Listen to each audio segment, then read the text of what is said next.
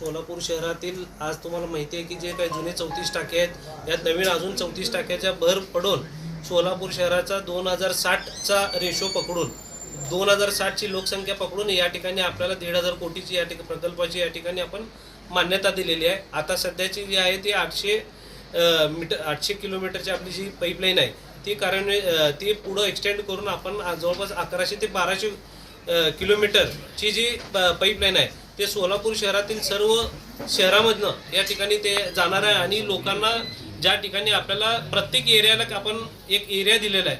आज आपल्याला माहिती आहे की आपल्याला 3-4 स्त्रोतमधनं आपल्याला या ठिकाणी पाणी पुरवठा होतो। तर आज या ठिकाणी आपण पाणी पुरवठ्याची ही योजना करत असताना शहरामध्ये आपण लोकांना प्रत्येक भागामध्ये कसं व्यवस्थित पाणी दिलं जाईल या ठिकाणी आपण योग्य ते निर्णय घेतलेला। दादा, किती दिवसांमध्ये ही योजना पूर्ण करण्याचं सांगितलेलं आहे आणि त्याचा फायदा कसा होणार आहे शहरवासी? या योजनेचा फायदा शहरवासींना रोज पाणी पुरवठा या ठिकाणी होणार आहे। आणि ह्या ठिकाणी ही योजना जवळपास मला वाटतं 1.5 ते 2 वर्षात या ठिकाणी पूर्ण होईल। दादा, 3 वर्षात योजना होणार का 3 वर्ष कंप्लीट झाल्यानंतर? आज आपण आता या ठिकाणी कर प्रणाली फक्त बदलायला आपण या ठिकाणी हे केलेलं आहे। त्या ठिकाणी वाढ या ठिकाणी कुठलीही केली नाही। कर प्रणालीमध्ये आपण सोलापूर शहरातील जनतेवर कुठलीही कर प्रणाली लादलेली नाही।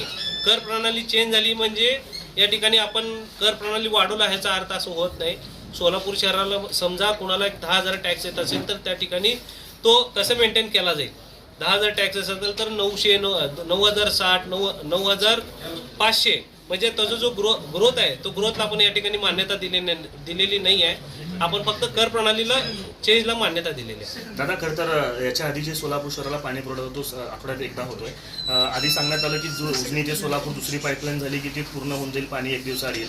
त्यानंतर सांगितलं की वॉटर ट्रीटमेंट प्लांट झाला तर 1 दिवसाआड येईल। आणि आता पुन्हा वितरण व्यवस्था सांगताय, म्हणजे जोपर्यंत ही पूर्ण यंत्रणा कार्यान्वित होत नाही तोपर्यंत शहराला आठवड्याला एकदाच पाणी मिळणार असंच म्हणावं लागेल। जवळपास 3 वर्ष अजूनही प्रश्न सुटणार नाही। तसं नाही, वॉटर ट्रीटमेंट प्लांट जो आहे आता आपल्याला माहिती आहे त्या ठिकाणी एकदम आपल्याला 90 MLT पाणी वाढणार आहे। हा 90 MLT पाणी वाढताना 1 वर्षाच्या या ठिकाणी ते काम अपेक्षित आहे। कारण एक सांगतो, त्याचं काम सगळं आपल्याला प्लांट तयार आहे, जागा या ठिकाणी फक्त ह्याची फॉरेस्टची जागा असल्या कारणाने ते काम थांबलेलं आहे। आणि तो काम आपल्याला प्रोजेक्ट रेडी आहे, सगळे रेडी आहे। फक्त त्यांच्याकडून एक आता नागपूरला आता ती फाईल आहे, त्या फाईलचा पाठपुरा या ठिकाणी आमचा चालू आहे। कारण का त्याची मान्यता ही दिल्लीवरून आपल्याला घ्यावं लागते। फॉरेस्ट डिपार्टमेंटची त्या ठिकाणी ती जागा आहे आणि तो ठिकाणी प्लांट तयार आहे।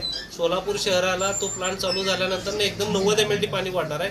आणि तो वाढत असताना शहराला 1 दिवसाआड त्या ठिकाणी पाणी निश्चित या ठिकाणी होणार आहे। तो हा प्रकल्प वेगळा आहे। आणि जो दुसरा आपण जो करतो आता आपण सध्या 1400 कोटीचा हा प्रकल्प वेगळा आहे। 1400